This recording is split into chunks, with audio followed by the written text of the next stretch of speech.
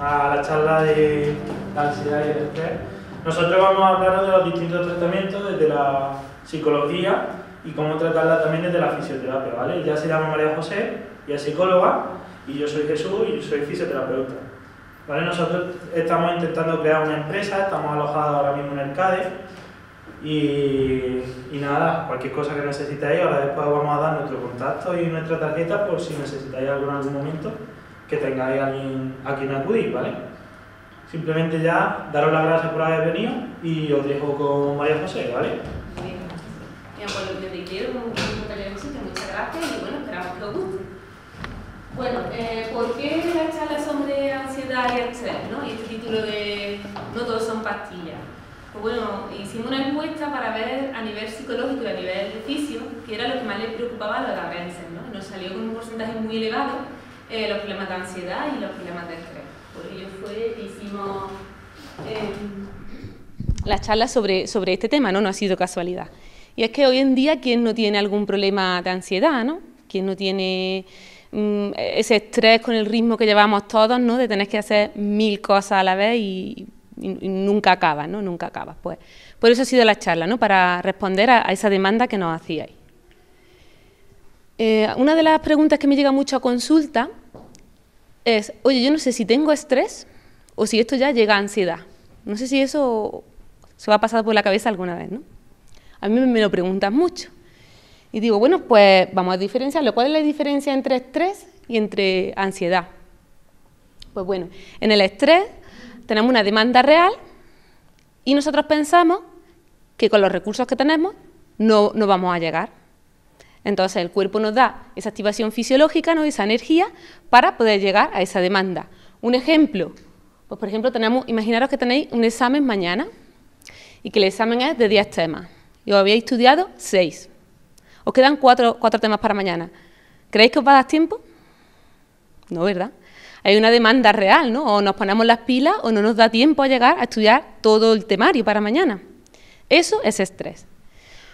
¿Cuándo se convierte en ansiedad? Cuando tenemos un peligro real. Ya no es una demanda y que yo tenga más o menos recursos, no. Es que tengo un peligro que si a mí me llega, mi vida corre peligro. Un ejemplo que yo pongo de esto, de la ansiedad. Imaginaros que viene un toro corriendo detrás de vosotros. Os va a dar esa activación fisiológica, esa ansiedad, para que os vayáis, para que salgáis corriendo y el toro no os pille. Esas son las grandes diferencias, ¿no? En ambos casos es una activación fisiológica, pero en la primera, simplemente porque tenemos una demanda y que nosotros pensamos que no vamos a llegar del todo a ella, que no tenemos los recursos necesarios, porque vamos o un poco mal de tiempo o por cualquier otra circunstancia, y sin embargo ya en la ansiedad hay una activación fisiológica, pero porque hay un peligro real. Nuestra vida ahí está corriendo un riesgo. Vale. Tras las 2 primeras charlas que hemos dado sobre este tema, muchas personas nos preguntaban, oye, ¿y cómo combato el estrés? Porque hoy en día, ¿quién no tiene estrés con los ritmos de vida que llevamos? Y he dado unas pequeñas pautas muy sencillas, pero muy importantes. A ver qué os parece. Hacéis ejercicio. ¿Hacéis todo un poquito de ejercicio todos los días? Muchas veces no tenemos tiempo, hay otras personas que sí. Pues un poquito de ejercicio todos los días, aunque sea caminar 30 minutos, solo caminar, algo sencillo. Nos viene muy bien, liberamos endorfinas, nos relajamos y ese estrés nos va a disminuir. Una dieta equilibrada, esto parece una tontería, pero tenemos poco tiempo con los ritmos de vida que llevamos y cómo comemos, cómo nos alimentamos. Regulín, regulán. ¿Y qué pasa? Que eso afecta al organismo. El cerebro trabaja con glucosa. Si nuestro organismo no tiene la glucosa suficiente, nuestro cerebro no tiene su gasolina, como yo le digo. Fijaros qué tontería, ¿eh? Pero es totalmente necesario. O, por ejemplo, que no tomamos vitamina B6 y B12. Puede afectar a los problemas de memoria. Y si tenemos problemas de memoria, ¿creéis que estaremos más estresados porque no podemos hacer las cosas con el mismo nivel de rendimiento? Ojo con la alimentación. Luego, por otro lado, el no trabajar más de 10 horas al día. Y trabajo me refiero a todo, el trabajo de casa, el trabajo laboral y todas las demandas que tenemos a lo largo del día. 10 horas ya es más que suficiente, luego relajarnos un poquito. Dormir mínimo 6 horas, y eso es poco, ese es el mínimo. Lo ideal son unas 8 horas. Intentad descansar, porque durmiendo se relaja el cuerpo y también la mente. La mente se recupera. Si no nos dedicamos el tiempo necesario a dormir, la mente no funciona como debe y el cuerpo tampoco. Desconectad de las tareas rutinarias. ¿Hacéis algo para despejar vuestra mente?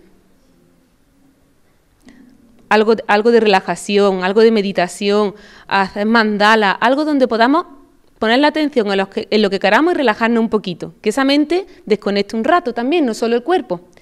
Y unas vacaciones, hacemos un poquito de vacaciones, aunque sea unos días, desconectar. Pues es importante también para no tener estrés. Y luego, por supuesto, el compartir con la gente que queremos los problemas que tenemos. Hay una frase que a mí me gusta mucho que dice: las penas compartidas son menos, y es cierto. Muchas veces tenemos un problema que no lo comentamos con nadie, nos estresamos, nos agobiamos, y si hablásemos con nuestro compañero, con nuestro familiar o con nuestro amigo, quizás lo veríamos de otra forma y ese problema desaparecería. Y el estrés pues disminuiría, claramente. Bueno, si yo os preguntase a todos vosotros que estáis aquí, si os gustaría vivir sin ansiedad, ¿quién me diría que sí? Que levante la mano. ¿A quién le gustaría vivir sin ansiedad? ¿Y por allá atrás? Venga, esas manos arriba. ¿Todos? ¿Hay alguien que quiere vivir con ansiedad? ¿Estáis seguros? Un poquito, ¿verdad? Si yo hiciera con esto así como una varita mágica, venga, os quito la ansiedad, ¿firmaríais para que os lo quitase? Todos, ¿no? El mando, ¿no? Pues a ver qué os parece con esto que os planteo. Un supuesto práctico. Imaginaros que vais andando por la calle, por un paso de peatones. Vosotros muy civilizados por vuestro paso de peatones, caminando. Y de repente veis un vehículo que viene a atropellaros. Oye, que lo veis que va viniendo, que no va a parar, que os va a atropellar. ¿Vosotros qué hacéis? Salís corriendo. ¿Y cómo lo hacéis? ¿Cómo conseguís hacerlo?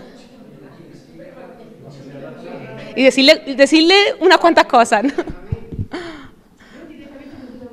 Te da la vuelta para atrás, ¿no? ¿Y nunca habéis planteado cómo sois capaces de reaccionar tan rápidamente, esos reflejos tan rápidos?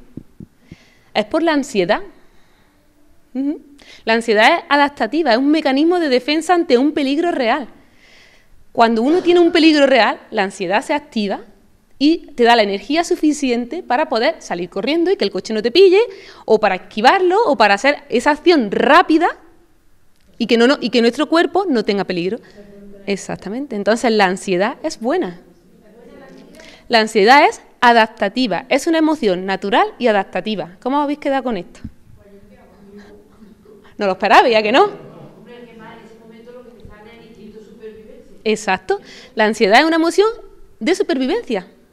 Entonces, lo explicamos aquí. ¿Qué es la ansiedad? Es una emoción que activa el sistema nervioso autónomo, la rama simpática. ¿Para qué? Para darnos una activación fisiológica para que podamos hacer frente a la demanda que tenemos. Pues para eso, que si viene un coche y me va a pillar, pues para que yo me active y salga corriendo. Que si viene un toro detrás mío y me va a pillar, me active y salga corriendo.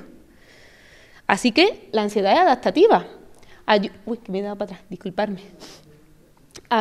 Activa nuestro organismo para poder huir ante un peligro, es adaptativa, es buena. Es más, fijaros aquí en esta gráfica, la ansiedad en niveles medios de activación es muy positiva porque hace que el rendimiento aumente, facilita el rendimiento.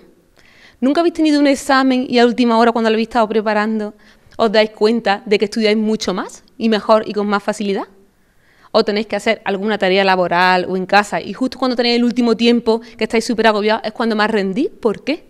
Porque estáis en ansiedad adaptativa, en unos niveles óptimos, en unos niveles medios, cuyo rendimiento es más alto, donde el rendimiento es más alto. Entonces, la ansiedad, lo siento mucho, pero yo no la puedo quitar porque yo no soy así de malvada. Es un mecanismo de adaptación que tenéis natural y yo no lo puedo quitar. ¿Qué pasa? La pregunta es, ¿qué pasa en nuestro organismo cuando comienza esa ansiedad, ¿no? Pues se libera cortisol. Esta hormona hace que se active el sistema nervioso autónomo, la rama parasimpática. ¿Y para qué sirve esta activación? Pues para huir. Para huir de ese peligro que vemos que está viniendo por nosotros. Ese toro que nos va a pillar o el coche, ese peligro, pero un peligro real. Oye, ¿para qué se activa esta ansiedad? Pues mira, se tensan los músculos para que podamos correr. El corazón empieza a latir con más fuerza. ¿Para qué? para que se alimenten las demandas de la carrera, ¿no? Para que nos dé esa energía para que podamos movernos. Los pulmones se abren para que podamos respirar mejor y que toda la sangre oxigene bien a todo el cuerpo. Incluso la digestión se interrumpe. ¿Para qué? Para que toda la sangre que está en el sistema digestivo pase a los músculos y podamos atender a esa demanda. Esto está estupendo, esto es un mecanismo bueno, positivo. Entonces, en vuestra mente no sale la pregunta, oye, ¿por qué a mí la ansiedad hace que yo me sienta tan mal? ¿No? ¿Por qué la ansiedad hace que me ponga mal? Vamos a verlo. Bueno, la ansiedad está por cuestión de prioridades, para atender a ese peligro real que viene, ¿no? Viene ese toro que me va a pillar, mi ansiedad se activa para que yo pueda huir de él. ¿Cuándo se convierte en negativa esta ansiedad, ¿no? Esta ansiedad que estamos diciendo que es adaptativa. Pues aquí lo vamos a explicar. Hay 4 cosas que podemos evaluar para ver si la ansiedad que tenemos es adaptativa o se está convirtiendo en patológica. La situación. Cuando la ansiedad es adaptativa, hay un peligro real. Viene un coche y me va a atropellar. ¿Cuándo se convierte en patológica? Cuando mi cuerpo se está activando y realmente no hay un peligro real. ¿Veis? Una situación no objetivamente peligrosa. Imaginaros, estáis en vuestra casa por la noche plácidamente para dormir. Y no os podéis dormir porque estáis ansiosos, porque mañana tenéis que hacer, pues yo qué sé, una presentación en el trabajo. ¿Os va a pasar algo en la cama? ¿Os va a pillar algún coche? ¿Vuestro cuerpo está corriendo peligro de algún tipo? ¿Algún peligro real? No. No tenéis peligro real, simplemente estáis anticipando a lo que viene, con unos niveles de ansiedad altos sin que haya peligro real. El peligro está en vuestra mente, que estáis preocupados por lo que mañana va a pasar. Eso es patológico. Luego, la intensidad.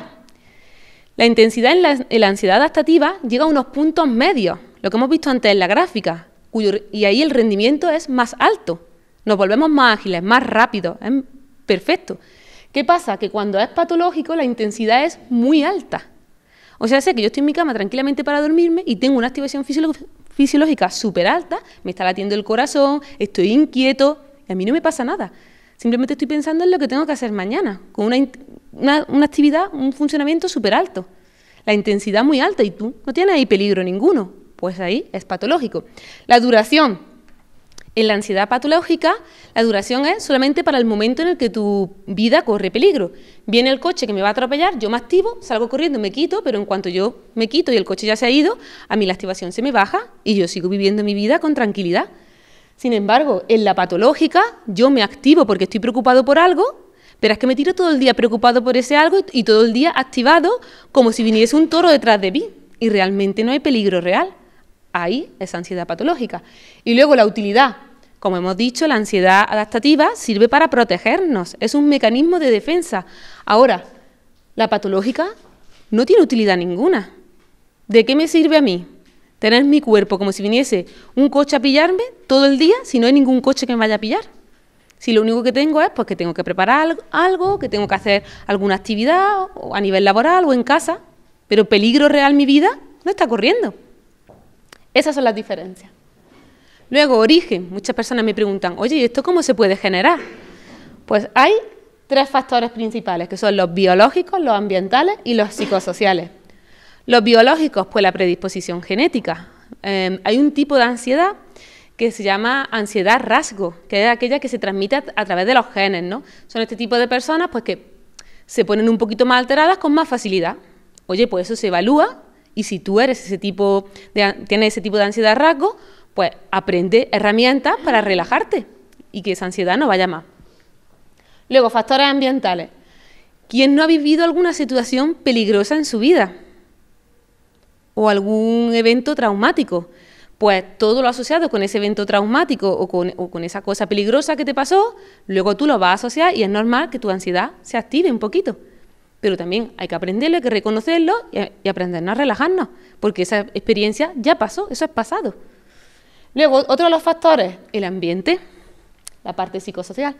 ¿Es lo mismo tener una vida con un solo trabajo, sin hijos, y a lo mejor con tu pareja, que una vida con 3 hijos, 2 trabajos, y la suegra y el suegro en tu casa, etcétera, etcétera?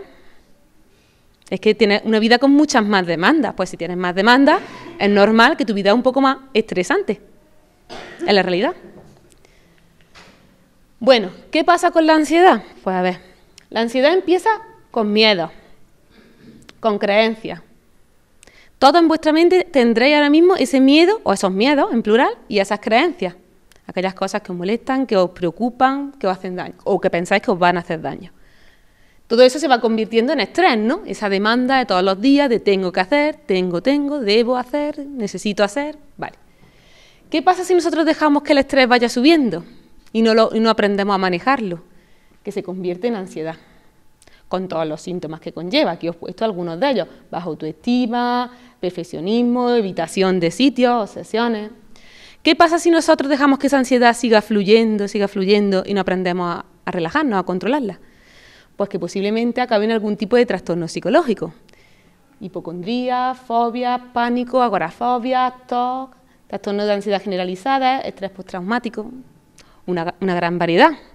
Así que yo siempre digo que no hay que esperar a que la ansiedad, los niveles de ansiedad sean tan altos y sean tan incapacitantes en vuestras vidas para que llegue a un trastorno. Este árbol hay que cortarlo antes, cuando empieza a germinar y veamos que va creciendo, que los niveles de ansiedad son más altos. Es más, antes de que llegue la ansiedad, cuando ya tengamos niveles de estrés contundentes, aprender a relajarnos.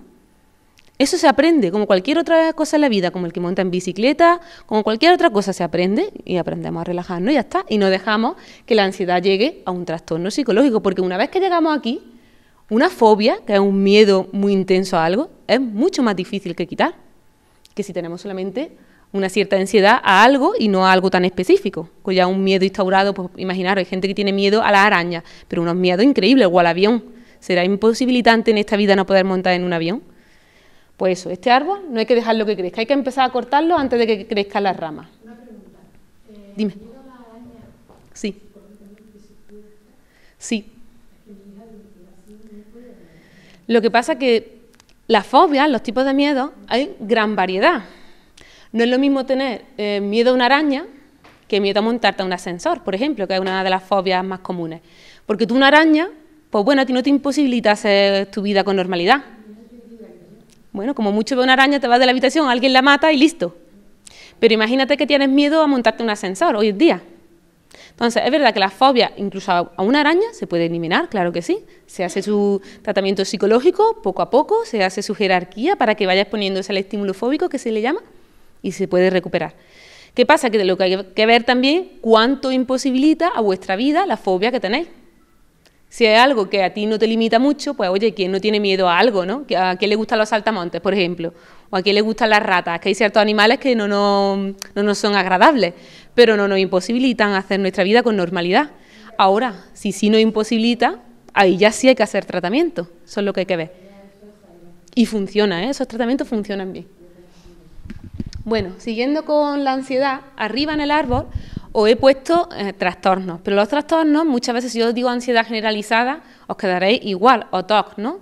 Trastorno obsesivo compulsivo, no os dice nada. Pero si hablamos de los síntomas, muchas veces lo entendéis mejor. Entonces, la ansiedad cursa con 3 tipos distintos de síntomas. Síntomas cognitivos, síntomas motores, de lo que hago, y síntomas fisiológicos, lo que siento. Fijaros la gran variedad de síntomas que puede llegar a desencadenar la ansiedad. Por ejemplo, si nos ponemos en los síntomas cognitivos, en lo que pensamos, sensación de que algo malo va a suceder, no sé si esto os pasa alguna vez, o respuesta de alarma exagerada, ¿no? Ponernos como si nos fuese a pillar un toro cuando simplemente hay una araña, el caso que estábamos contando, o dificultad para conciliar el sueño, también muy común. Todo eso a nivel cognitivo, lo que pensamos, pero es que a nivel fisiológico, lo que sentimos, ¿quién no tiene, cuando le da una subida de ansiedad, problemas para respirar o sensación de ahogo? Es uno de los síntomas muy comunes. Mareos, boca seca, sudoración, manos frías, hay miles. Todo es muy raro que una persona misma los tenga, pero una variedad sí que suelen tener.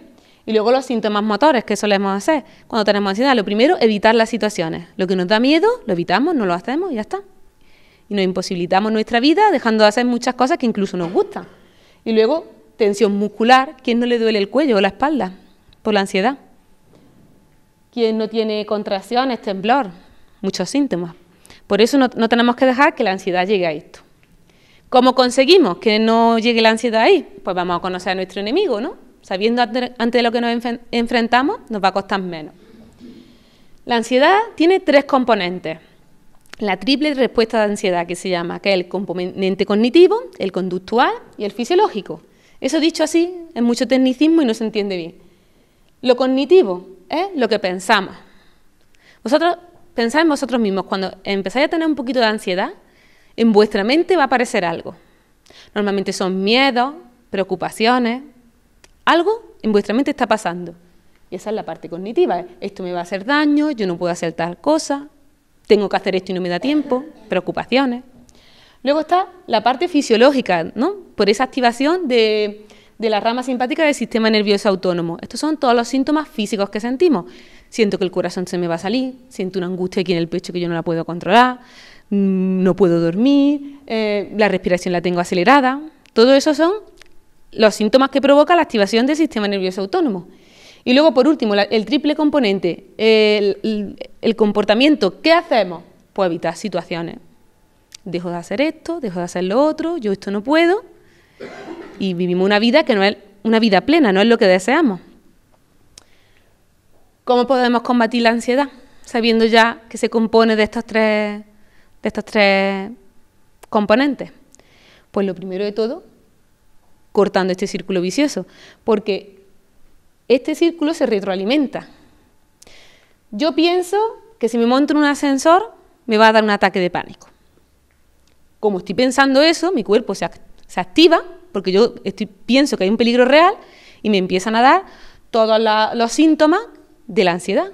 El corazón me empieza a latir más fuerte, empiezo a sudar, toda la sangre se me pasa a los músculos para correr, pero es que no va a venir ningún toro a pillaros, ni ningún coche a atropellaros. Pero vosotros lo vivenciáis así, pensáis que vuestro cuerpo está en peligro. Entonces empezáis a sentir todos esos síntomas, ¿y cómo actuáis? Pues evitando. No me monto en el ascensor o no hago lo otro.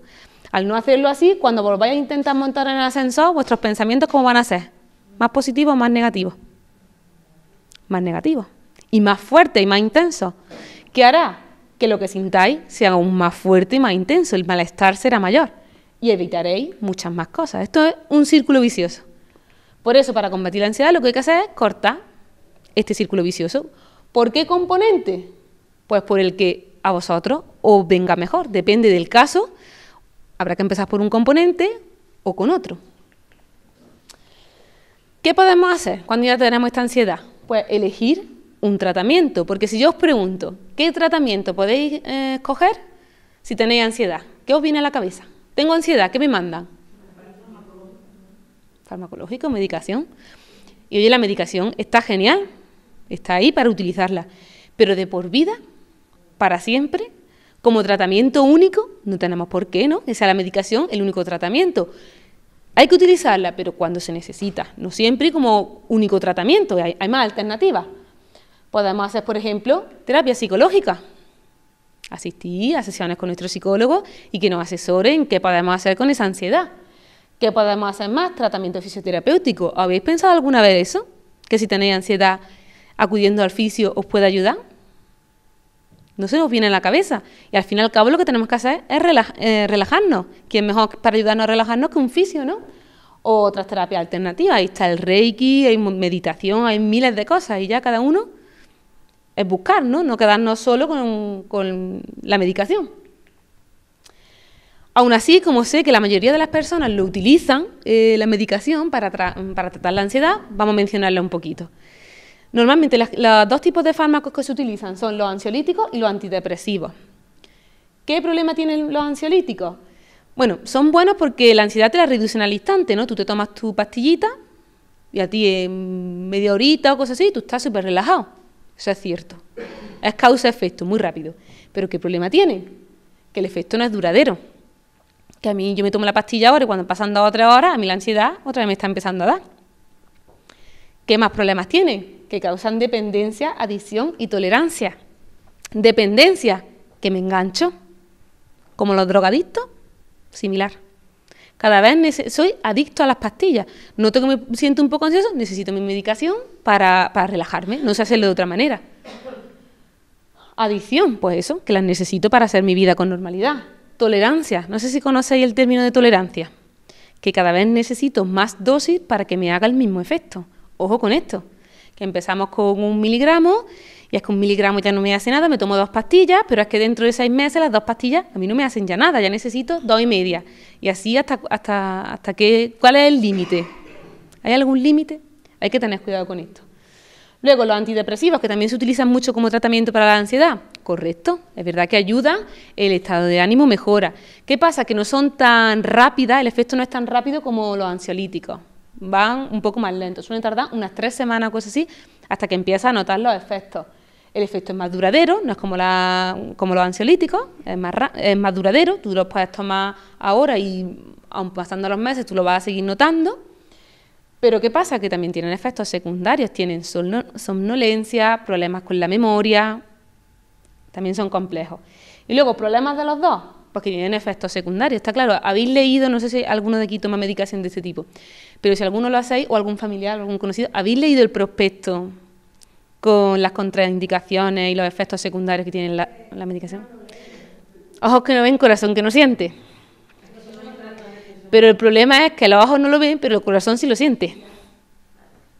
Pero puede también ser porque si tienes motivos para estar depresivo, nervioso, todo eso, es muy frente a que tú te le das eso y te lo buscas todo, ¿no? Claro, por algo que uno esté haciendo. Aún así, la medicación está para usarla, ojo, que esto no es una lucha contra la medicación ni muchísimo menos, pero sí con cautela, en dosis adecuadas y siempre intentando ver, oye, yo esto es un problema, voy a intentar superarlo y una vez que lo supere, pues la medicación poquito a poco la voy a ir reduciendo, incluso eliminando, porque se puede eliminar. Bueno, pues aparte de la medicación, ¿qué más podemos hacer para eliminar, ¿no? o bajar un poquito esa ansiedad? Pues psicoeducación. Uy, que no me voy a ir para atrás. Aquí, psicoeducación. ¿Qué es la psicoeducación? Pues un poquito lo que estamos viendo hoy, ¿no? Conocer qué es la ansiedad. Porque la mayoría de vosotros, por ejemplo, me habéis dicho antes que no sabíais que la ansiedad era algo adaptativo. Algo que habéis descubierto hoy, ¿no? Pues imaginaros, si vosotros ya sabéis esto, pues ya estáis un poquito más relajados, ¿no? Porque ya no os preocupáis. Oye, ¿qué me está pasando? Que es que yo no soy igual que los demás. No, soy igual que los demás, es algo normal. Pues saberlo viene muy bien. Conocer qué es la ansiedad, su triple respuesta, ¿no? La parte esta de lo que pienso, lo que siento y lo que hago. Y luego, ¿cuál es el tipo de trastorno que yo puedo estar teniendo? Porque no es lo mismo tratar a una ansiedad generalizada, ¿no? Que es que me da ansiedad todo, que tratar una fobia, ¿no? Lo que estábamos hablando, que me dé miedo a algo en concreto, una araña, o tener, por ejemplo, ataques de pánico. Es que es distinto, por eso yo siempre digo que si tenéis ansiedad o principio de ansiedad, y al psicólogo para conocer qué es la ansiedad, cómo funciona y averiguar el tipo de trastorno que vosotros podéis estar cursando, que a lo mejor no tenéis trastorno, mucho mejor, pero si lo tenéis, que os den un tratamiento adecuado y especializado para lo que vosotros tenéis, no cualquier tratamiento. Empezando por ahí, estamos actuando en lo que pienso. Estamos empezando a trabajar con el componente cognitivo. Cuando vosotros ya sabéis de qué se trata la ansiedad, os vais a empezar a relajar y lo cognitivo, esas vueltas que le dais, no van a ser tan fuertes, incluso os relajaréis y la parte cognitiva no os pesará, con lo cual el círculo a lo mejor ya no se activa, simplemente con trabajar la psicoeducación y conocer qué me pasa, por qué, cuál es el origen, etcétera, etcétera. Siempre viene genial. ¿Que no queremos hacer psicoeducación? Bueno, pues respiración diafragmática. ¿En qué consiste esta técnica? Es una respiración lenta, pausada, relajada, en la que se utiliza el diafragma, que es un músculo que tenemos más o menos por aquí. También se le llama respiración profunda. ¿Por qué? Porque en este tipo de respiración, todo el aire que cogemos lo llevamos hasta el final de los pulmones, a la parte más profunda de los pulmones. No nos damos cuenta que normalmente la mayoría de los humanos hacen una respiración muy superficial, sin utilizar el diafragma y llenando solo la parte de arriba de los pulmones. Haciendo este tipo de respiración conseguimos llenar todos los pulmones, que el cuerpo se oxigene mucho mejor y conseguir que si estamos en un momento de ataque de ansiedad nos relajemos y la ansiedad disminuya. ¿Por qué? Porque este tipo de respiración activa la rama del sistema nervioso autónomo parasimpática, que es justo la contraria de la ansiedad. La ansiedad es la simpática. Activando esta parte hacemos que la ansiedad disminuya. Y fijaros qué cosa más sencilla, respirar. Aquí todos respiráis, ¿o no? Pues imaginaros aprender esta herramienta para poder controlar un ataque de ansiedad, es que es perfecto. ¿Y qué parte estamos empezando a controlar aquí, ¿no? De la triple respuesta? Pues en este caso aquí estamos empezando por lo fisiológico, por lo que siento, ¿no? Yo siento que la respiración se me pone muy entrecortada, muy rápida, siento como que me falta el aire, que me ahogo, pues yo empiezo con mi respiración diafragmática, empiezo a relajarme y al final no acaba apareciendo un ataque de ansiedad, me relajo y no aparece el ataque de ansiedad. ¿Qué más podemos hacer? Pues, por ejemplo, la relajación progresiva de Jacobson. Esto es otra de las técnicas que hacemos los psicólogos. Esta técnica consiste en tensionar y relajar 16 grupos musculares distintos. Yo los voy tensando, los voy relajando y al final consigo estar en un estado de relajación incompatible con la ansiedad, porque también activa la rama parasimpática, totalmente contraria a la ansiedad. ¿Cómo se hace esto? Dice 16 grupos musculares, es mucho. Esto se va haciendo poquito a poco, se van entrenando primero uno, luego otro, y siempre se hace en 3 fases. Primero una fase de tensión de la musculatura, luego una fase de relajación, y por último un modo de relajación en el que disfrutamos de esas sensaciones que obtenemos al tensar y relajar esos 16 grupos musculares. Llega un momento en que se entrena tanto que no hace falta ni siquiera tensar y distensar los músculos, sino que ya yo pensando en todo lo que yo hago cuando hago esos ejercicios, puedo conseguir estado de relajación. ¿Qué pasa? Que eso no se consigue haciendo esto un día ni dos, necesita práctica y ejercicio, pero se consigue. En esta parte, con este tipo de técnicas, siempre estamos empezando a actuar contra la ansiedad, también por la parte fisiológica, por lo que siento, ¿no? Vamos a empezar a hacer que nos relajemos, que esas taquicardias, que esa sudoración, todo se vaya disminuyendo. Y luego, otro de los tratamientos psicológicos que van muy bien es el mindfulness o atención plena. No sé si alguno de los que estéis aquí lo conocéis. Bueno, os lo voy a introducir un poquito, aunque ahora os voy a poner un vídeo para que lo veáis con más claridad. ¿Qué veis aquí en esta foto, en esta imagen? ¿Qué veis en la imagen?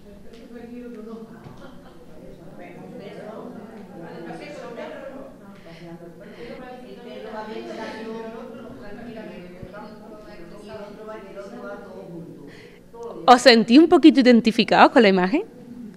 Imaginaros que este muñequito es uno de vosotros, ¿no? Y vosotros vais paseando plácidamente por un parque con vuestro perrito. Vuestro perrito es muy inteligente y hace mindfulness, y fijaros que él está viviendo, está pensando lo que hay, ¿no? El momento. Oye, hay un arbolito, mira qué bonito, oye, qué día más soleado, qué brisita más buena hace, y está disfrutando de su paseo por el parque. Sin embargo, nosotros, ¿en qué estamos pensando?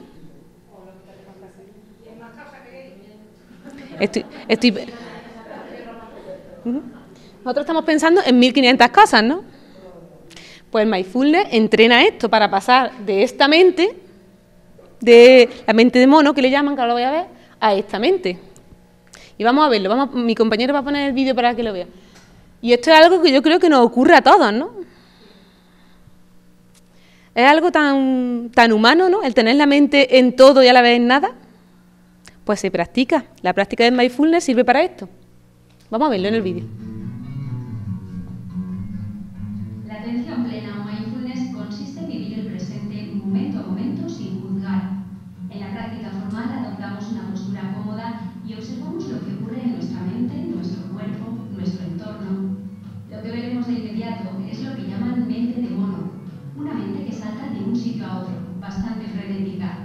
En mindfulness ejercitamos la atención como si fuera un músculo. Las ideas que suceden nos trasladan en el espacio y en el tiempo, y nosotros, cada vez que nos damos cuenta, somos conscientes y dirigimos la atención a la hora. Y no juzgamos. Eso es mindfulness, atención plena. En los últimos 30 años, la ciencia ha demostrado que literalmente esta práctica nos cambia el cerebro de forma significativa y positiva. ¿Te apetece saber más sobre mindfulness? Bueno, pues he puesto este vídeo porque creo que lo visual se entiende mucho mejor que con palabras, ¿no? Pues eso, es una práctica a través de la psicología, proviene de la meditación, ¿vale? Y conseguimos, pues, poner la atención en el aquí y en el ahora. Si estamos trabajando, en el trabajo. Si estamos en casa con los hijos disfrutando. Si estamos en el parque, en el parque. Pero intentar que la mente no esté en todo a la vez, no esté saltando de una idea a otra, ¿no? ¿Qué trabajamos del componente aquí, del componente de la ansiedad? Pues empezamos con la parte cognitiva, ¿no? Aprendemos a poner la mente, nuestros pensamientos, en lo que realmente queremos y no en todo y nada a la vez. Luego vamos a acabar con un caso clínico real de ansiedad, porque a veces se cuenta esto así y queda un poco raro. Yo tenía un chico joven, ¿no?, de unos 30 y pocos años. Este chico acudió a mi clínica porque tenía problemas de ansiedad y de estrés laboral. Llegó un punto en que no podía dormir bien por las noches del estrés que tenía y bueno, acudió a su médico de cabecera, le mandaron ansiolíticos, le mandaron antidepresivos y bueno, dormía un poquito mejor, pero irregular. Cuando llegaba al trabajo no se podía concentrar bien, la memoria le fallaba, seguía teniendo estrés porque el ritmo de trabajo era alto, pero con la medicación no podía rendir tanto como él rendía antes. Y para más INRI, la medicación le afectó y le apareció un problema en el oído, se le disminuyó la audición. Imaginaros cuando llegó este chico a mi clínica, ¿cómo llegó? Llegó desesperadito la criatura.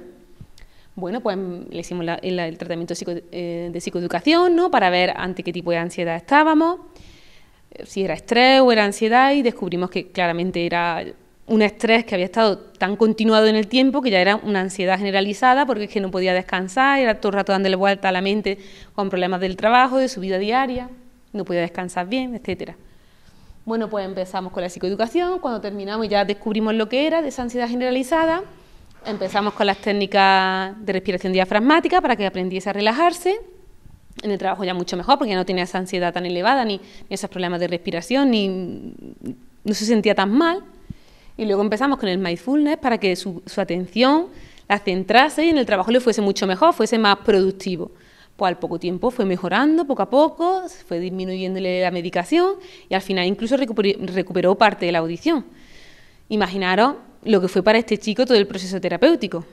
Fueron meses, pero para él fueron muy productivos. ¿Qué pasa? Que necesita tiempo, dedicación y constancia. Vosotros vais al psicólogo y el psicólogo va a dar unas pautas, pero sois vosotros las que tenéis que llevar a cabo esas pautas, pero al final las personas se recuperan. Bueno, y ahora os voy a pasar con mi compañero con la parte de tratamientos desde la fisioterapia.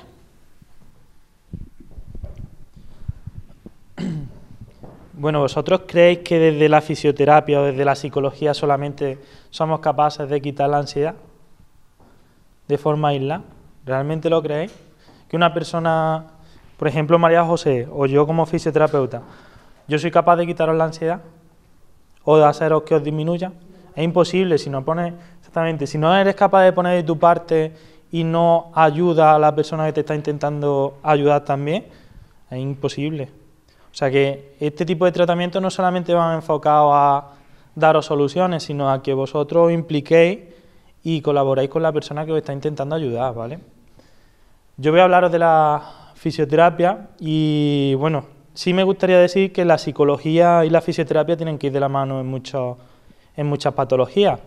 En este caso, por ejemplo, el estado psicológico de una persona es capaz de alterar la postura de esa persona y el estado físico también es capaz de alterar el estado psicológico.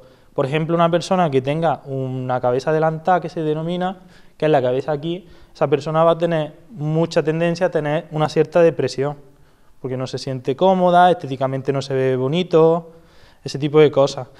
Entonces, el trastorno psicológico también se va a ver afectado y ahora vamos a ver algunos puntos en los que se puede ver fácilmente, vamos.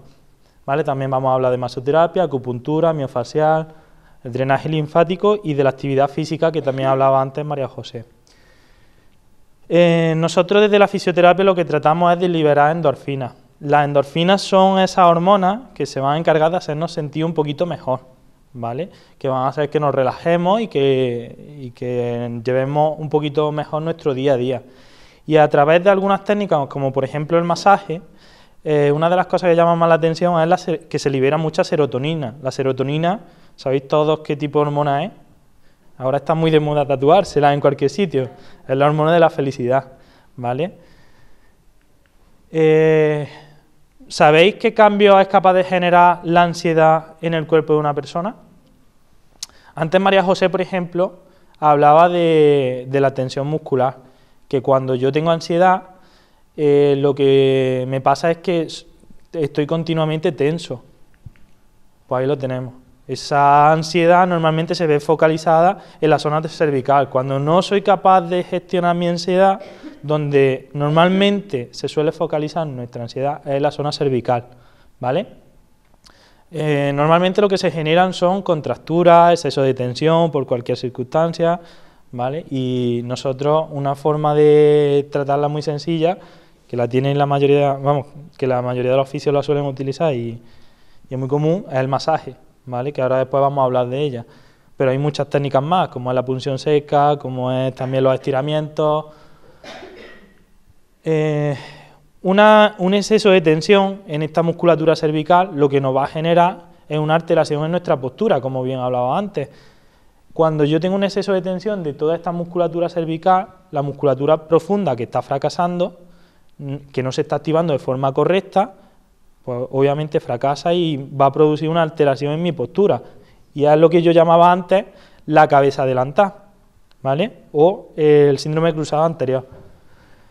Es muy común, pero no penséis que solamente se provoca por una ansiedad. Yo veo a una persona con la cabeza adelantada y no es solamente porque tenga ansiedad, sino que puede ser por muchos componentes más, ¿vale? Es uno de los motivos, pero no el único. Los dolores de cabeza. Los dolores de cabeza son muy típicos. ¿Por qué? Porque las cervicales también generan dolores de cabeza. Se llaman cefaleas tensionales. Ese exceso de tensión que tiene la musculatura cervical también nos va a generar ese tipo de dolores de cabeza, ¿vale? Luego, también me gustaría deciros dónde son los puntos en los que más frecuentemente se suelen localizar esos dolores cervicales, como son la zona lateral, la zona posterior y el esternocleidomastoideo. Suena feo nada más decirlo. Y bueno, toda la zona de los trapecios y sus occipitales. Esa carga que tengo aquí cuando termina el día, todo eso es estrés, es ansiedad, ¿vale? En cuanto a las diferentes técnicas que vamos a tener en fisioterapia para ayudar a disminuir esta ansiedad, está, por ejemplo, la masoterapia. La masoterapia es la más común, que todo el mundo cuando le dice estoy estudiando fisioterapia, pues a ver cuándo me da un masaje. Rara es la vez que le he dicho y no me lo han contestado, o sea que es un conjunto de técnicas de masaje a través de las cuales lo que yo busco es disminuir esa tensión que se produce en cualquier sitio. En este caso, por ejemplo, la zona cervical, que es donde más se suele focalizar. Este tipo de técnica tiene una serie de beneficios que son muy comunes, o sea, que son muy sencillos. Uno es que siempre está todo el mundo dispuesto a que le den un masaje, sea donde sea, vamos, ¿vale? Luego que es una técnica que es bastante agradable, que ayuda a aliviar esta serie de tensiones que estamos hablando, que se acumulan a lo largo del día como consecuencia de esta ansiedad, que es una técnica bastante relajante y, por supuesto, que cuando yo realizo esta técnica y soy capaz de mejorar o de disminuir esa tensión que se está produciendo por esa ansiedad, va a mejorar la salud de nuestras articulaciones y va a mejorar el movimiento, generando también una salud generalizada, ¿vale? Es importante saber que bueno, cuando yo realizo un masaje, por ejemplo, en esta zona cervical contracturada, lo que yo estoy generando es una vasodilatación. Una vasodilatación es que llegue más cantidad de sangre a ese sitio. Al llegar más cantidad de sangre, se va a regenerar un poquito esa lesión que se está produciendo, ¿vale? Luego la acupuntura. ¿Alguno habéis oído hablar de la acupuntura? Yo creo que prácticamente todo el mundo, ¿no? La acupuntura, hay mucha gente que está en contra de ella, pero mi respuesta siempre es la misma.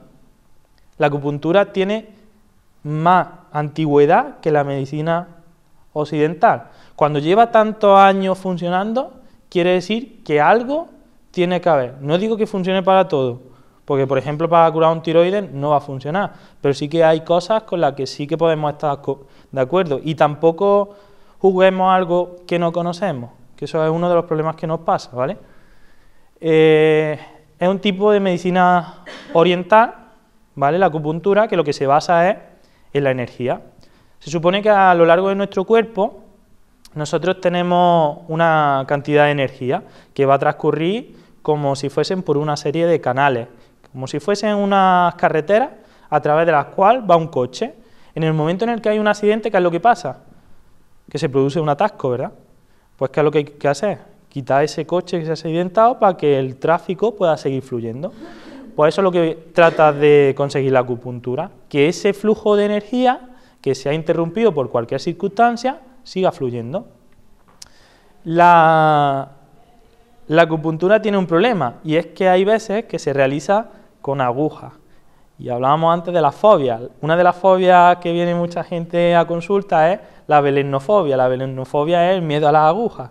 Entonces tú le dices a alguien, te tengo que pinchar, y te dice, pues ya no vengo más. ¿Vale? Eso es una fobia bastante preocupante, sobre todo luego cuando vas al médico a que te saquen sangre o a pincharte, por ejemplo, la vacuna de la gripe. Yo conozco a un hombre de 1,80 m que le pusieron ayer la vacuna delante mía y se cayó redondo. O sea que, y no es ni que seas más alto, ni que seas más bajo, ni... No te puedes hacer la prueba del azúcar, para que veas. Bueno, la acupuntura se puede realizar de 3 formas. Siempre con punción seca, ¿vale? Que es con las agujas, o sea, con punción solamente. Con moxa. La moxa es un tipo de puro que está formado por una serie de hierbas que son medicinales y que genera una relajación en el individuo, pero no solo, hay veces que la persona tampoco le gusta por el olor que tiene, un olor muy fuerte, muy desagradable en algunos casos. Y luego una técnica combinada de los dos, que es aplicar aguja y darle calor a esta aguja. Luego hay otro tipo de técnicas por ahí que también se basan, por ejemplo, en la presoterapia, que es que yo presiono un punto y se supone que me alivia un dolor en otro sitio, en fin. Yo esta técnica, por ejemplo, la descubrí durante mi TFG, mi trabajo de fin de grado, porque en el dolor lumbopélvico en la embarazada es verdad que tiene una alta efectividad, no sobre el dolor de espalda, sino en aliviar esa ansiedad, que esa ansiedad lo que va a hacer es disminuir ese dolor de espalda, ¿vale? Es lo que hablábamos antes de la tensión muscular. Nuestro cuerpo, si hablamos de las tensiones musculares, por ejemplo, también podemos hablar del sistema del tratamiento miofascial. Miofascial no lo habéis escuchado seguro nadie. Se supone que a lo largo de nuestro cuerpo hay una membrana, yo tenía un profesor que lo describía como una faja, ¿vale? Como una faja o como una red, una malla que conectaba todo nuestro cuerpo, desde lo que es la cabeza hasta los pies. En el momento en el que yo tengo una alteración en algún punto, esa alteración va a generar otra alteración en otro punto diferente. Entonces quiere decir que todo nuestro sistema está conectado. Por eso, un exceso de tensión puede generar un problema en otro sitio. Un problema psicológico puede generarme una alteración física. Aquí hay algunos de los puntos más típicos, como son la de los trapecios, todo lo que son los erectores de la espalda, los glúteos también, sobre todo el piramidal, las típicas ciáticas, son puntos gatillo que se llaman. Estos puntos gatillos son nódulos que son endurecimientos de la piel que actualmente se cree que son puntos de defensa, pero bueno, tampoco está muy claro lo que son los puntos gatillos porque hay gente que cree en ellos y gente que no cree. Gente que simplemente cree que son sitios donde hay más tensión porque hay más uso. Y bueno, el síndrome de dolor miofascial, que es de lo que yo trataba de hablar aquí, que es el tratamiento miofascial, es uno de los tratamientos también que son muy efectivos.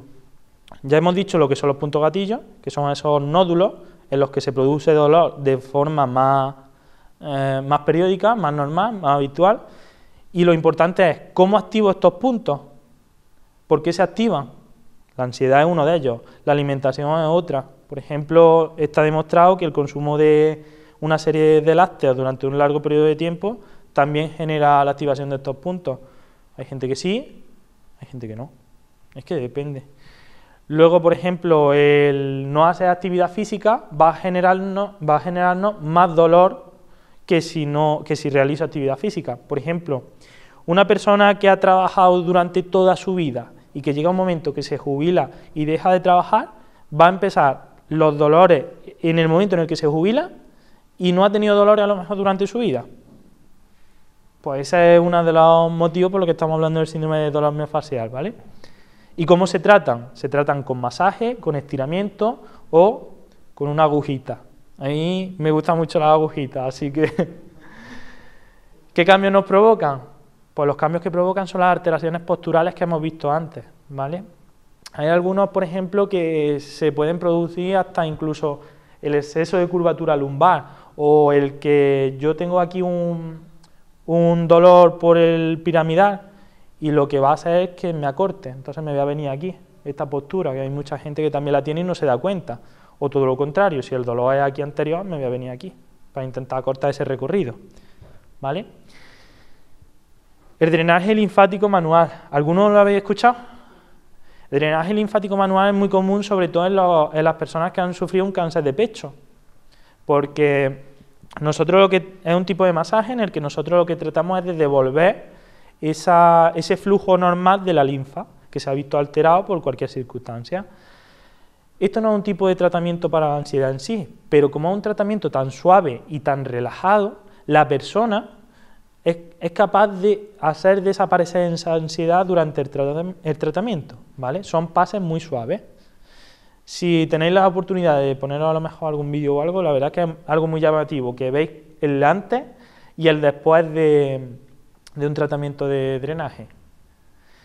La actividad física. De aquí, ¿cuántos hacéis actividad física diaria? ¿Diaria? Por lo menos 5 días en semana.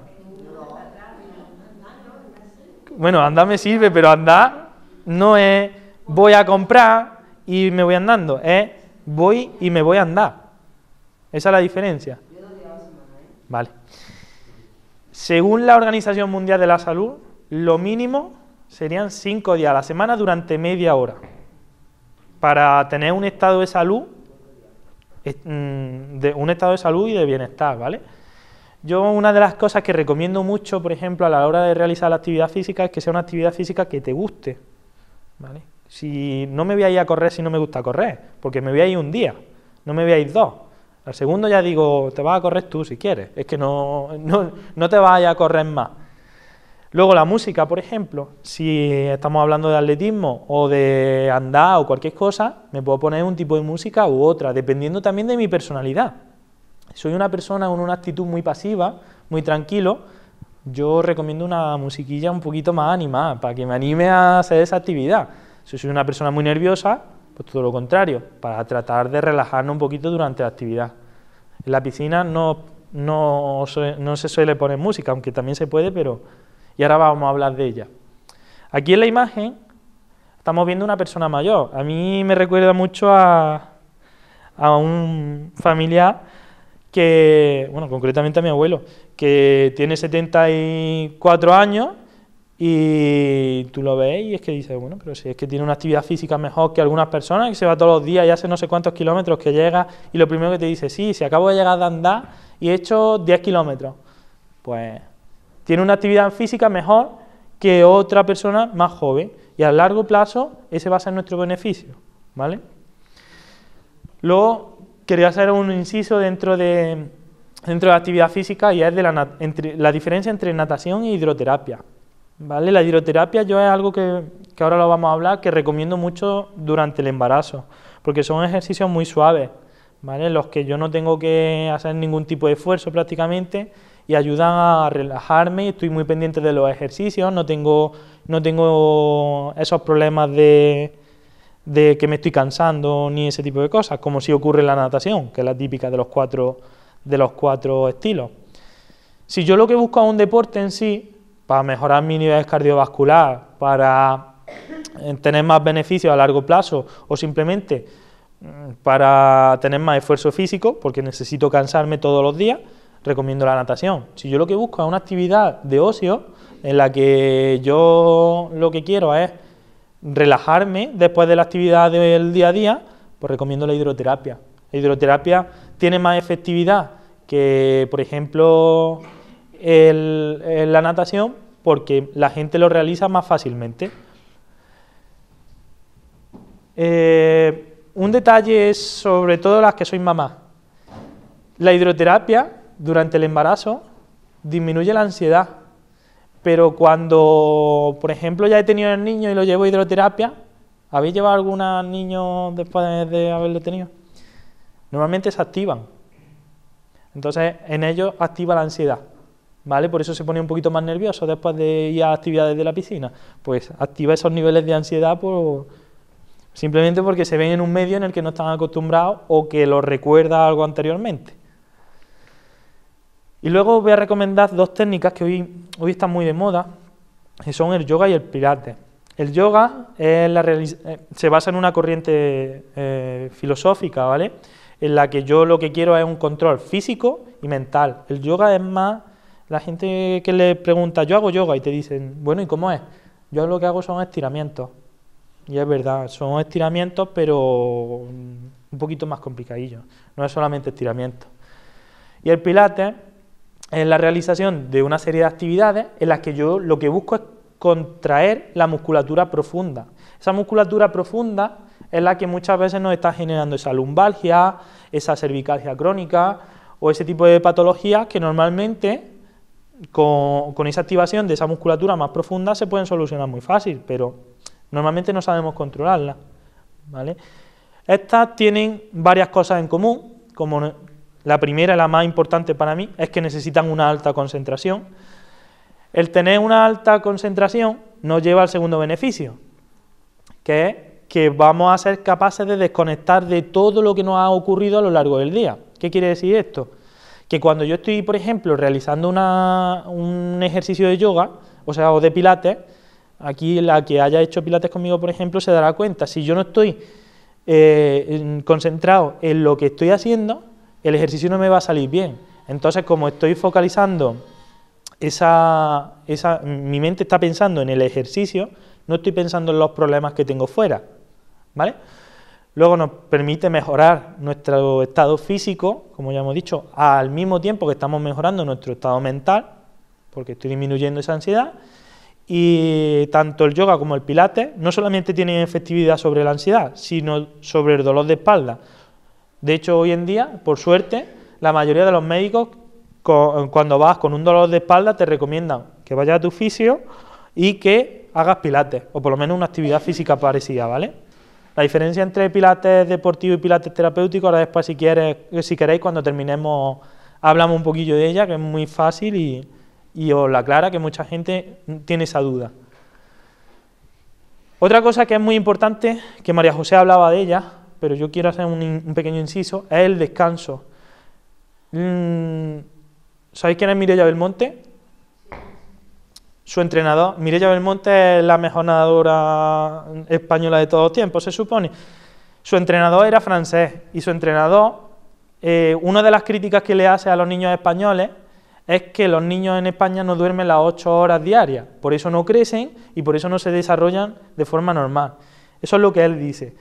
Es cierto que si yo no descanso las 8 horas diarias, porque me duermo viendo la tele, porque me duermo viendo una serie y al día siguiente tengo que madrugar, o porque porque no duermo estudiando, porque me quedo estudiando por cualquier circunstancia, ese tipo de cosas aumentan nuestra ansiedad también. La posición en la que durmamos también es importante. Boca abajo, por ejemplo, es una posición que es menos recomendable a la hora de dormir que, por ejemplo, boca arriba o de lado, ¿vale? Yo sé, hay mucha gente que duerme boca abajo y hoy de hecho en Canal Sur ha salido incluso un programa ¿lo has visto? De ese tipo de cosas, de cómo hay que dormir, cómo me tengo que colocar, eso es recomendable. Se supone que la posición más recomendable para dormir es la posición fetal, aquí, ¿vale? Con las dos rodillas y aquí. Si no, puedo dormir de lado, ¿vale? Con una rodilla apoyada y con el brazo aquí. Pues ahí no te puedo ayudar. Seguramente dependerá de tu tensión, de donde tengas más o menos tensión. El derecho, por el tema del corazón. Pero, por ejemplo, si tú tienes un problema en la zona cervical contraria, entonces no vas a poder dormir. Sí que es verdad que boca abajo, para poder respirar tengo que sacar la cabeza aquí. Entonces toda esta tensión que se me... Boca abajo con... Uy, eso ya es nivel profesional. Eso es muy complicado. El problema que tiene el dormir boca abajo es la respiración, como ya habrás escuchado esta mañana. Tiene alteración a la respiración. Y luego, por ejemplo, el dormir boca arriba, una de las cosas que alivia mucho, porque mucha gente duerme boca arriba y dice, es que me duele después la espalda. Métete algo debajo de la rodilla, que ya deja un poquito, o debajo de la espalda también, que te descanse, ¿vale? Ya nos vamos buscando truquillos para que cada vez nos vayan doliendo menos la espalda. Y a la hora del descanso es importante que la habitación sea lo menos luminosa posible. Por eso dormirnos con la tele no es bueno, porque el cuerpo tiene una hormona, que es la melatonina, que no es la melanina es la de la piel. La melatonina es como una hormona que lo que va desconectando es todos los... Imaginar una caja de plomo, en la que yo voy quitando todos los plomos poco a poco. Entonces esa hormona es la que se va encargando de ir apagando nuestro cuerpo. Si yo por cualquier circunstancia mantengo una luz, como una tele, pues no voy a descansar de forma correcta, no va a ser un descanso efectivo. No quiere decir que no veamos la tele antes de dormir, sino que a la hora de dormir apago y ahora es cuando descanso.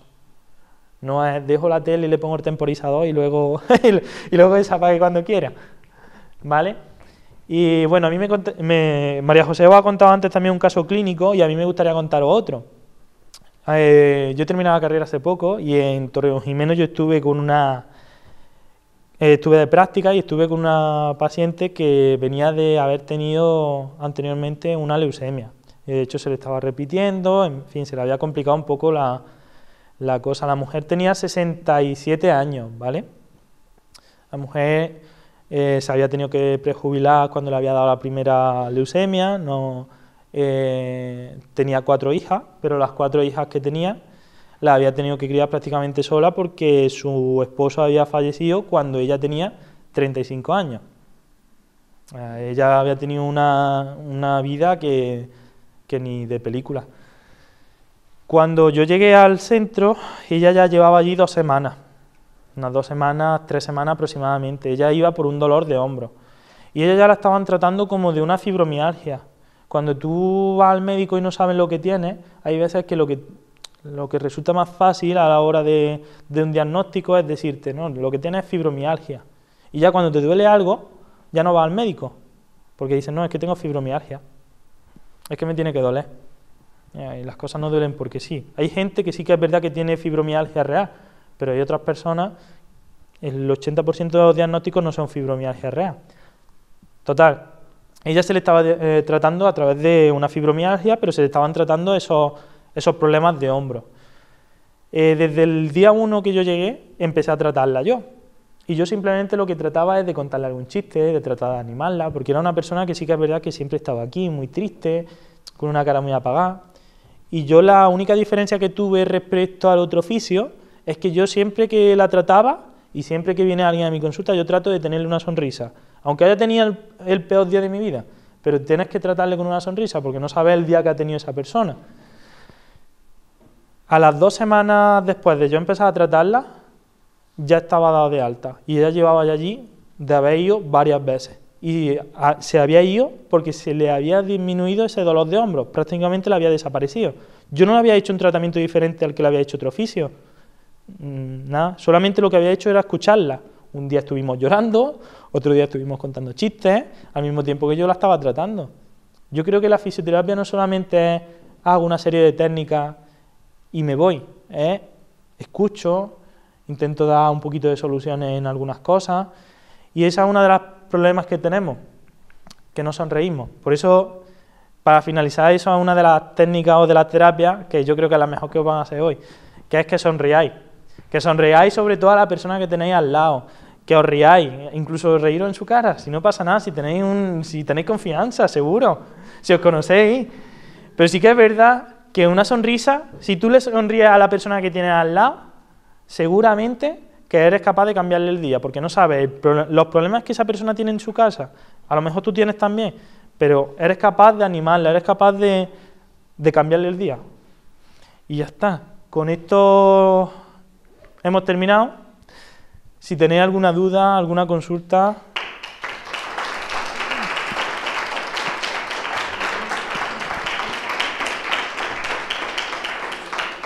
Si queréis os...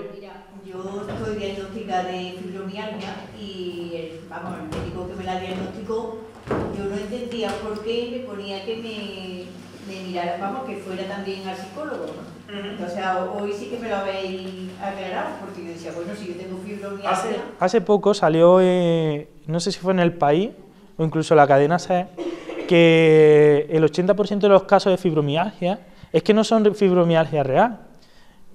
No estoy diciendo que la fibromialgia no exista, ¿eh? Que hay personas que sí que es verdad que la sufren y es un problema que no se sabe cuál es la causa. Pero sí que es verdad que hay veces que a lo mejor el trastorno viene de otro sitio y el bloqueo viene de otro sitio. Lo que pasa es que muchas veces el médico no es capaz de la unidad del dolor. Y me pone, vamos, en el informe que también pase por el psicólogo. Pero el tema del psicólogo, la fibromialgia, es que las emociones influyen mucho también, como Claro, lo claro, encontramos. sí. Las emociones influyen en el sistema inmune también.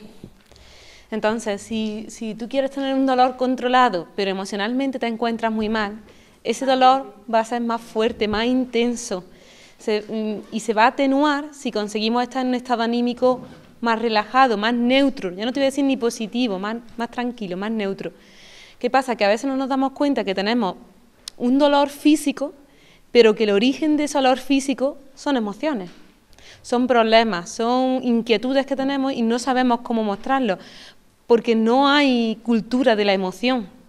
En España la emoción si es positiva, la podemos gritar a los cuatro vientos, porque si nos toca la lotería, lo podemos decir, ¿no? No estamos acostumbrados a pedir ayuda. Yo tengo un problema y necesito ayuda. Hay gente que tiene una depresión y no es capaz de decir, mira, es que tengo depresión y es que necesito ayuda de un profesional, y no es capaz. ¿Cuánta gente después de un embarazo, por ejemplo, ha tenido depresión postparto? Y cada vez más. ¿Por qué tienen tanto temor a decir lo necesito? Por el miedo al que van a decir. Hoy, por ejemplo, hoy en día está muy común, muy a la orden del día también, las residencias, los centros de día, este tipo de cosas. Y hay mucho temor también a aceptar que yo llevo a mi padre a un centro de día, o yo llevo a mi madre a un centro de día. Por ejemplo, yo estoy tratando también a una persona con ELA, y esa persona no sale a la calle porque no quiere que la vean como está. Pues esa persona a lo mejor si saliese a la calle, la enfermedad a lo mejor avanzaba un poquito más lento. No lo sabemos, porque como no sale, pero sí que es verdad que ya entra en un bucle de que ya empiezo a lo psicológico es negativo. Entonces, Si voy a un psicólogo parece que yo sé, Pero porque ya está, pero es la cultura que siempre hemos tenido. es que la cultura es que tú vas al psicólogo Y está loco. Ya, poquito a poco. Pero eso hay que ir modificándolo ya, ¿no? Es verdad, Ya. es un estereotipo. Luego a mí, por ejemplo, en la otra charla, hubo una chica que me preguntó entre la diferencia entre pilates terapéutico y pilates deportivo, que decía que qué diferencia había y en qué se basaba.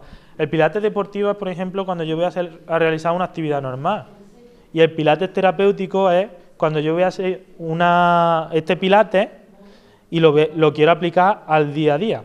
Quiero decir, yo voy a ser capaz de contraer esta musculatura y voy a ser capaz de aplicarlo a cuando yo vaya a coger un peso, por ejemplo, o cuando yo tengo un problema de incontinencia, que es muy común hoy en día ya, sobre todo del posparto, desde el descolgamiento de la vejiga. Pero Jesús, entonces, para relacionarte siempre a lo que es todo esto, lo que es, ¿no? La ansiedad y el deportivo y el... Los dos te sirven para la ansiedad. Si lo que tienes es otro tipo de problemas, por ejemplo, de lumbalgia o de alguna alteración a nivel muscular, terapéutico. Si tú lo que buscas es un rendimiento deportivo, sí que te recomiendo el pilates deportivo. La diferencia es el número de personas que hay en cada grupo, sobre todo. Ese es el tema.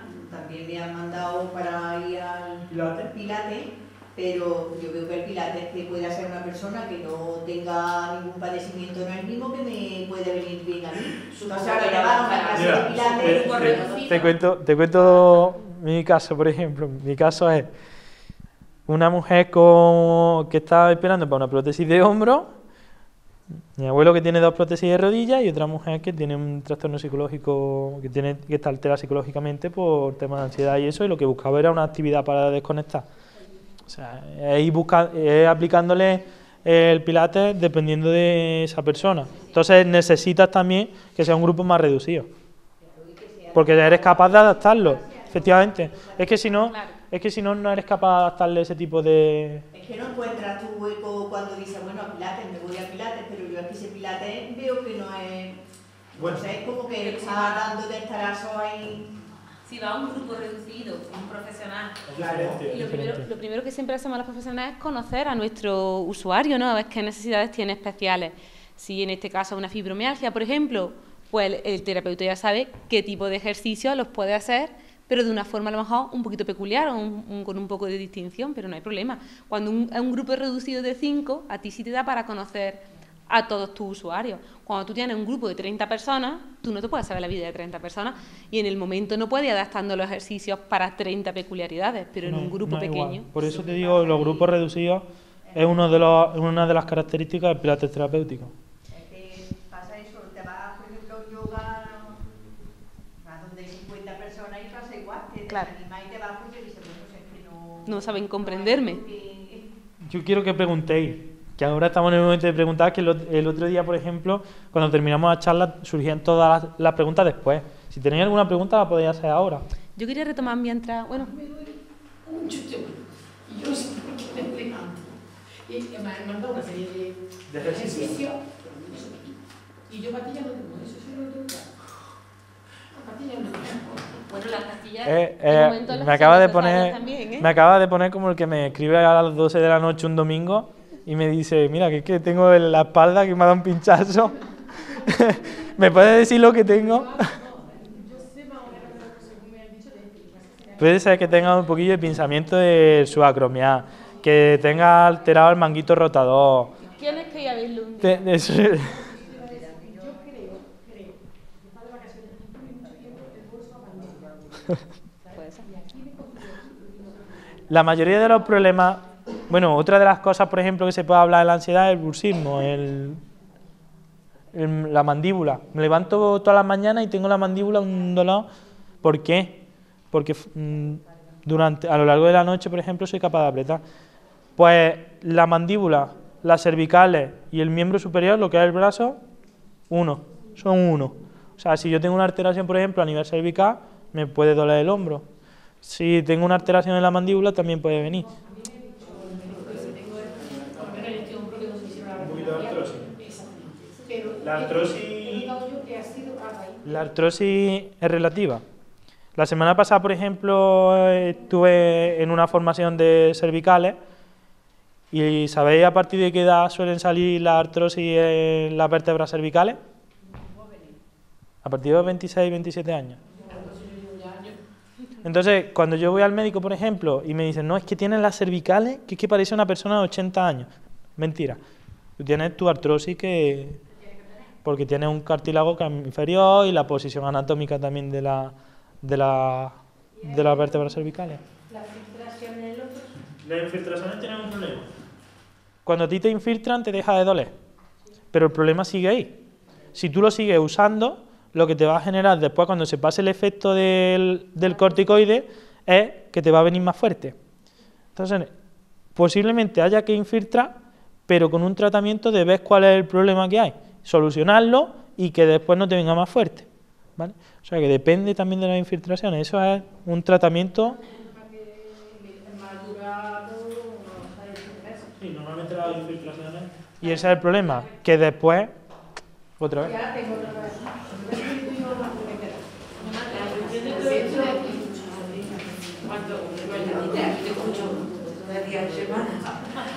Me tienes harta. Te tengo harta ya. No, al contrario, sabes que no. De todas formas, la cuestión de todo esto es que o cambiamos el chip o cambiamos el chip. O sea, que no hay más solución, porque las consecuencias nos van a llegar sí o sí. Pero claro, y tú y yo que estamos, cuando te enfrentas a ciertos problemas e intentas, ¿cómo consigues eso? Porque es que yo lo veo tan imposible de verte la expresión. Porque yo, te hago una pregunta a ti, venga. Deseando estoy, cuéntame. ¿De verdad tú consigues llegar a la noche y tengas el problema que tengas, tú desconectas y estás nueva al día siguiente? Entonces, ¿tú pones todo esto en práctica contigo? Imposible. Mi profesión Yo es imposible. escuchar todos los días problemas y problemas de una intensidad increíble. Si yo cuando llegase a la noche, yo empezara a pensar en cada uno de los problemas que a lo largo del día yo escucho, y yo empatizo con esas personas porque yo intento. Yo no podría vivir. Te refieres a la ansiedad, ¿no? De que tú Yo no te eres estoy hablando capaz- que pienses en los problemas, porque si yo tuviera, bueno, tú ya me conoces un poco y pienso... Sino el controlarme, ¿no? Pero bueno, aparte, yo lo que me refiero es que cuando tú llegas, tú las pones en práctica. Hay cosas que sí, otras que me cuestan un poquito más. Pero, hombre, claramente, yo también tengo ansiedad y hay momentos en mi vida... ¿Cómo se consigue eso? ¿Sabes eso? Hombre, que tú sabes usar la mente en blanco. Pero, hombre, yo hablo porque, hombre, Jesús y yo llevamos ya... Terminamos con ella y pasamos. Unos meses que nos conocemos y Jesús sabe muchas problemáticas y mucho a lo que nos enfrentamos todos los días, ¿no? O sea, es que es muy difícil.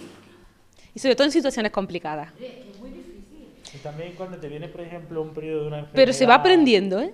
No, sí, Es cuestión de practicarlo, como tú has dicho, cambiar el chip un poco. Sí, pero cuando estás cambiando el chip, comienza que hoy tengo un día magnífico, pero viene alguien a joderme los segundos. O sea, eso es que es muy complicado. Y hombre, ya sabe perfectamente la problemática donde yo la tengo. ¿O importa un momento